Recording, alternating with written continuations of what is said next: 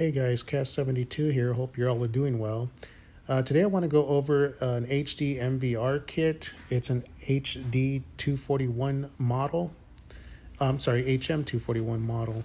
Some of the features of this unit I want to go over with real quick are basically HD 960p with the camera at 1.3 megapixels. It's got built-in Wi-Fi, motion detection, night vision, IP66 waterproof, email alerts, video playback, remote viewing, and it's pretty easy setup, which is kind of what I want to do this video on, the setup process I did. It's made by HeimVision, and like I said, the model is an HM241.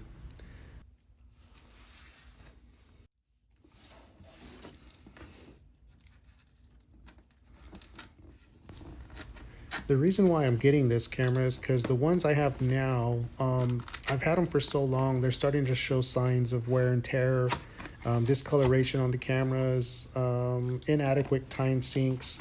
So it was time for an upgrade. I'll put the link in the description below for this unit. What you get in the box here basically is your common, warranty information, your installation brochure.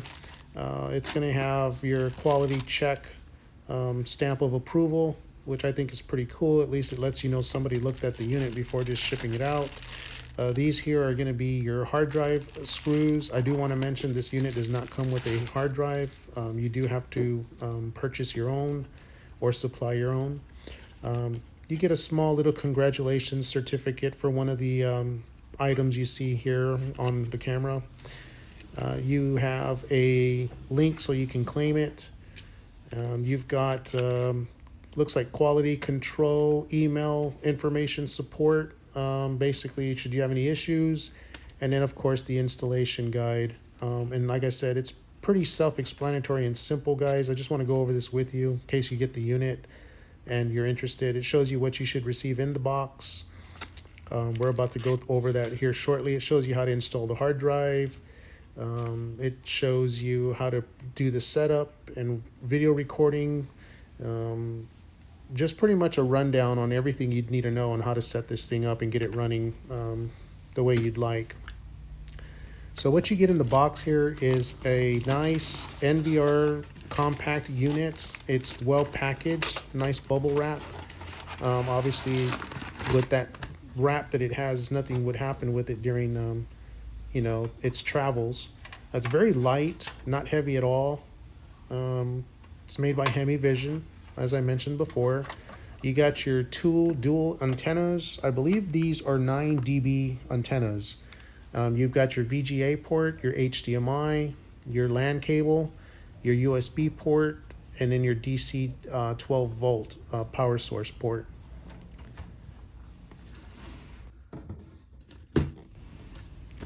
Next item on the menu, I believe this is going to be your wiring harnesses and power bricks, because the other 4 boxes obviously should be the cameras. So yeah, inside you're going to have all your power cables for each individual camera. These here are the camera power bricks. I'll just open this up for you to see what it looks like. Small and compact. It looks like it has a pretty good extension wire, extendable wire. And you should have 4. We'll unwrap all these, kind of get everything scattered out, show you what you get. That's 3 and 4. All right. Looks like you get an antenna coupler. This is going to be your NVR power brick. And what else we got? Oh, you get your little mouse. By the way, the NVR is controlled strictly by mouse. You don't need a keyboard. It'll be your left and right triggers and your scroll that'll actually handle the software that's integrated into the NVR. We'll go over that later. And then they give you, I don't know, about a 3-foot LAN cable.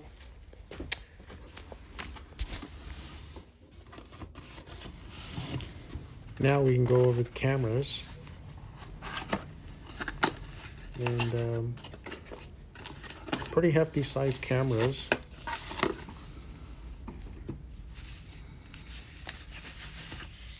It comes with a metal frame, feels like metal. You've got your LAN port or your Ethernet port, and then your 12-volt power adapter. You got your antenna.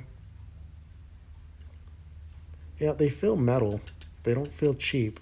They feel well made.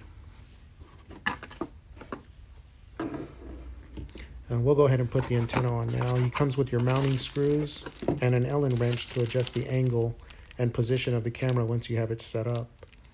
We'll go ahead and put the antenna on now. These are also 5 dB antennas, just so you know. You can always upgrade to 9 and I think 10. I'll probably do 15 dBi just for better signal. But we'll see how these work out. Pretty good quality, decent, not too heavy. We'll go ahead and unpack the rest. And I want to mention that this port here will be what you use to connect directly into the back of the NVR if you want to configure new cameras to the NVR, because it has a total of 8 that you can connect.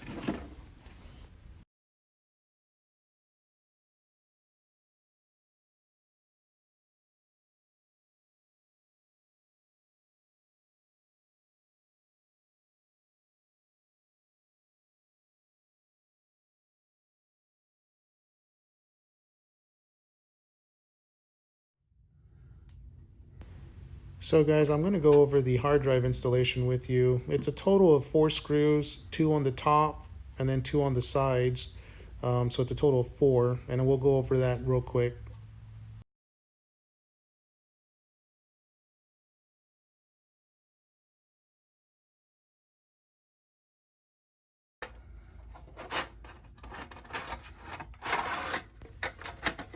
So once we got that done and squared away, we'll take the cover plate off, and there you have your actual tiny little miniature PCB module.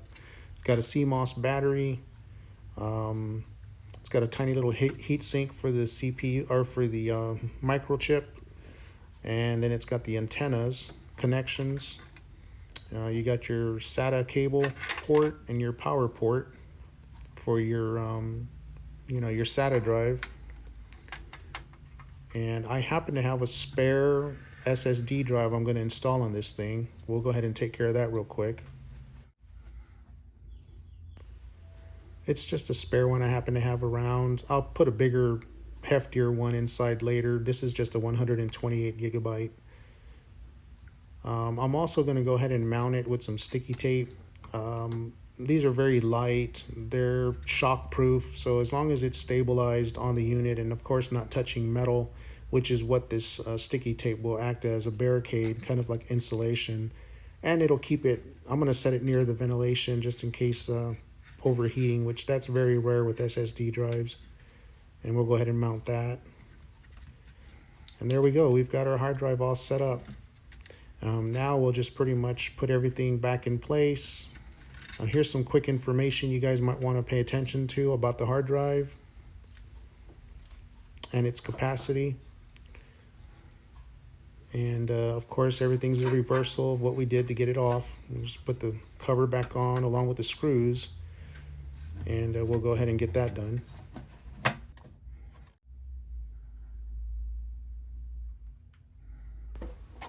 Okay guys, in here I just want to go over the connections. So first we'll go ahead and start with the little tiny mini little mouse stay supply, which I thought was pretty cool.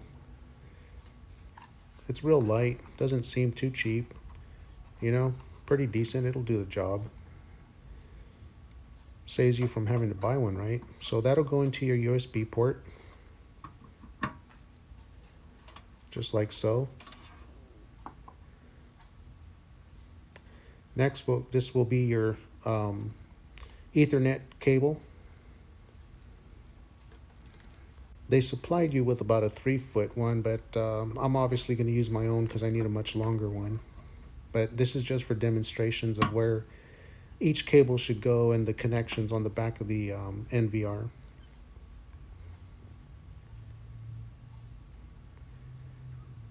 Next, we'll install, or I should say plug in the HDMI. It also, as you can tell, has the VGA port in case you guys have the old school setup and not HDMI. And then the power brick, 12 volt. We'll go ahead and plug that into the uh, power port on the NVR.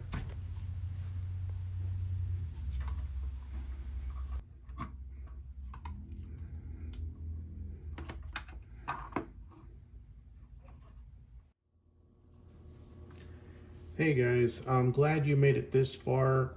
I will try not to make this much longer than needed. I just want to go over the actual software that's integrated in with the NVR. Now, everything you do at this point with the NVR will be with a mouse. There's no keyboard needed. If you click the left mouse key on each camera that you have installed, it'll give you the option of adjusting the volume should your cameras have the ability to record volume, or even use it as a intercom. Some cameras will have that ability. It gives you the option to zoom in, zoom out by scrolling the mouse wheel. That's going to activate the zoom in and zoom out. If you want to return, you click the right mouse key, it'll bring you back. Left key, back to the menu option for each camera. The next one will be the color adjustment. You can adjust the hue, the brightness, the saturation, the contrast, the sharpness, etc. Just hit OK, it'll bring you back to your screen setup. Again, right click, oh, I'm sorry, we're jumping ahead here. Left click, and then the last option is PTZ control. These cameras do not have that, so it won't function. I can show you. Basically, you can't really zoom in, zoom out, zoom, pan to the left, pan to the right. I think zoom works. I'm not sure. Let me try this. Yeah, see, it won't even work. These cameras are not PTZ set up, so it simply just won't work. But if you happen to have cameras that are, that's the ability that you can do the PTZ control. Okay, so up on the top right corner, I want to show you guys that you have a Wi-Fi signal. Now, the reason why I'm bringing this to your attention is because what I've found is that if you have at least 2 bars and above, your video quality and your playback, etc., is smooth, steady, no stalling, no jittering, no skipping. If you get less than that, the 2 bars on the Wi-Fi signal, which I'm circling up here, your video quality will be kind of shoddy. See how that car is just passing by real smooth? That's what you'll get if you have at least 2 bars and above. Below that, the car would pass, but you'd see it stutter. Just wanted to bring that to your attention. So in short, keep the cameras within range to where they're daisy chained to the signal being no less than 2 bars on the signal strength. Okay. Now, if you right click on the mouse, that's going to bring you a much bigger option. I won't show you some of these configuration menu options. You can find that out when you actually do some research for this unit itself on the web link, or maybe another video. I'm simply not going to show some of the information for security reasons. I don't want my IPs being sent off, internet wise. So let's just start with the basics. So on the very top menu, you have your split screen. That just gives you the ability to change your view on your monitor from a single view camera. Right click to go back to a 4 view, which is what I have, and etc. You have the ability to do 4, 6, 8, and 9. Under Video Manager, the next one down, I'll have to block this out, guys, because that's going to show my IPs for my cameras. Basically, what this does is if you wanted to add additional cameras, this would be the process in doing so. So you would link your camera to the NVR via LAN cable that comes with each individual camera, as you saw on the unboxing. That will automatically configure if you hit auto add, or you can do advanced, and I believe that allows you to actually modify it yourself. Or no, that's just basically for your segments, your repeated ads, and your automatic bit rates. So yeah, that's pretty much, you plug it, you auto add, and it'll configure for any additional cameras you want installed that are equivalent for this setup with the NVR. If you right click again, go down to video playback. Basically, if you had any recordings, you can actually go down and you can play by hour. You can do by day. And then over on the far right here, you can choose either manual, motion, time, or alarm. You can eliminate some of these if you're looking for specific, like let's say you wanted to only focus on time. You would deactivate these, and now it's only going to play the time sequence of recordings triggered. You can do alarm trigger, motion trigger, and then manual. You can go to the calendar date and what channel you wanted to catch the recording that was triggered. It shows you the size, the begin time. Here's the color sequence. Again, like I said, motion was detected in green, time was in red. No alarms were set off, otherwise you'd see yellow. And then you can always back up the file. You can file playback, and then of course we just want to exit. If you right click again, you go to video backup. That's in case you do want to set up a recording on something that might have happened. You would choose what camera that it happened on. You would choose the date and time sequence. You would go ahead and hit record, and then you have the option to set it to a USB, which you would plug into the back of the NVR, and then hit backup, and that'll save your recording on a USB drive. If in case you needed to show it to, the authorities or anything like, or if you wanted to take it to court because you got it on camera, that would come in handy. You can also do video backup. You can also do color adjustments here, but it's the same as if you were to trigger it by hitting the left mouse key and then going to color adjust. It just takes you to the exact same screen. So right click again. That's going to be the PTZ control. Again, these cameras don't have built-in PTZ functions, so in my case, I won't be able to show you or demonstrate that. But basically, it's the ability to move and pan left, pan right, zoom in, focus. Basically, you can control the camera a little bit more remotely to your liking. Here, I can't really do anything. Like I can't go and turn 360 or 180 left to right. It just simply won't do it. With a PTZ camera, you can. Right click again. It brings you down to manual record. Again, this is if you manually wanted it. Like if you actually got up and caught something in action, you can go to camera 1 and then hit OK, and it'll start recording right at that point until whatever you're recording gets out of the camera frame, or you've decided you recorded enough of whatever it is you're recording. Right click the menu again, mouse to get to the menu option again. Here's your volume. Again, you can also do that by clicking the left mouse on the actual each camera. Setup wizard, that's going to be in the event if, let me get back here. This is at the beginning when you start the setup.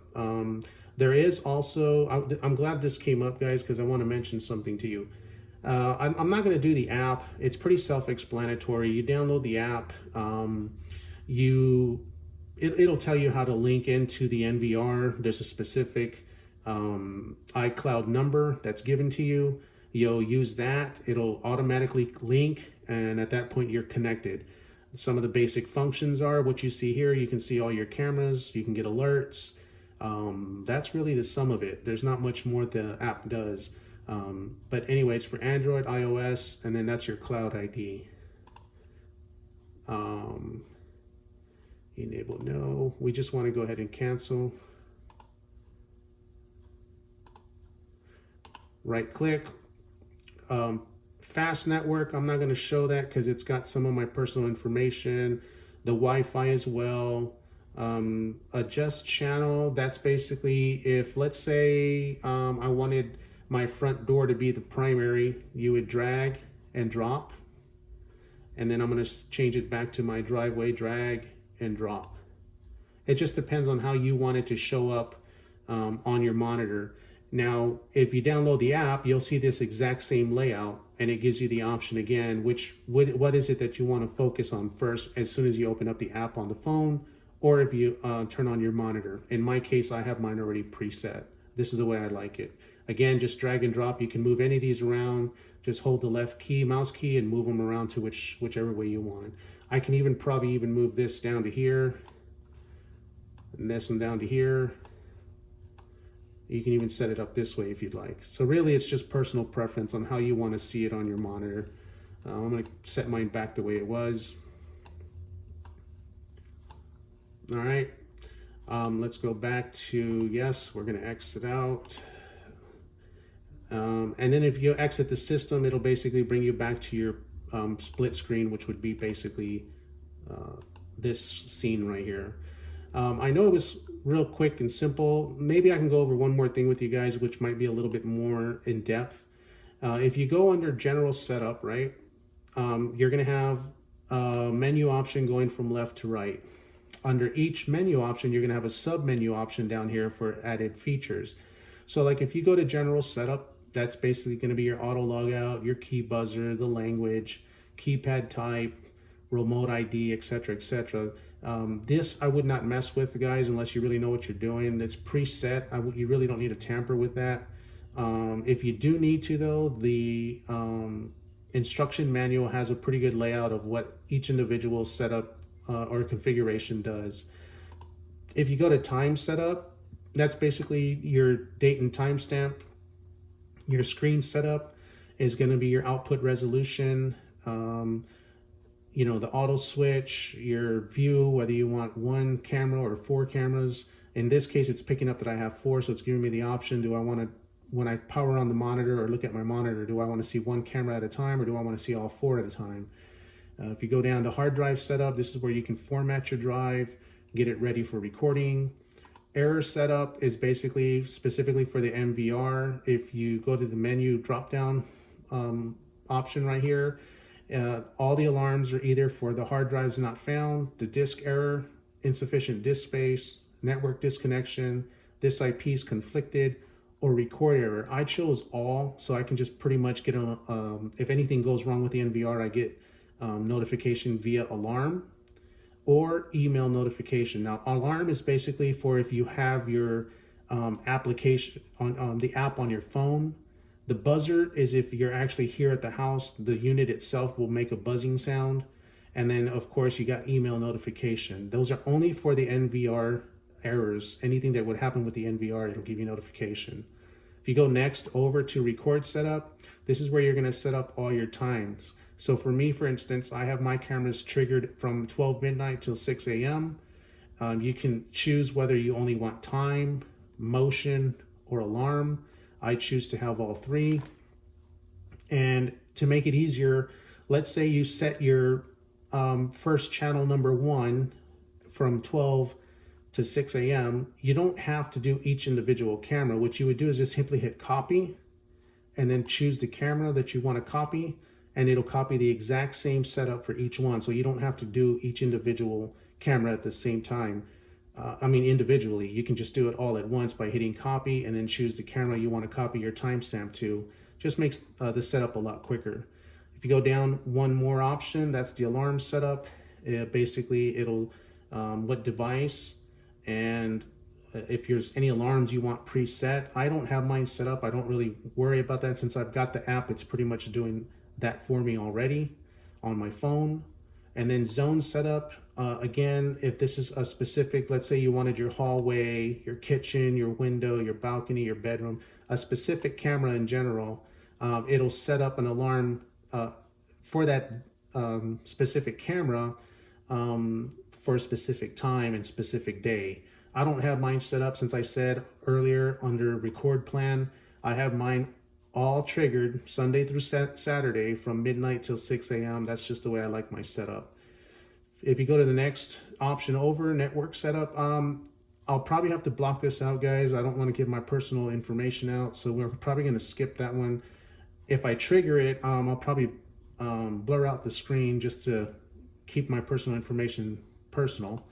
But yeah, here you're going to have your DHCP, your IP address, your submask, your gateway, pretty much your personal information that only you should know, your DDNS, your PPOE, your 3G, your email, and your Wi-Fi setup. Again, this is all personal information. I'm not going to be able to show you guys this, but just to show you what you have in the actual software that's integrated in this NVR unit.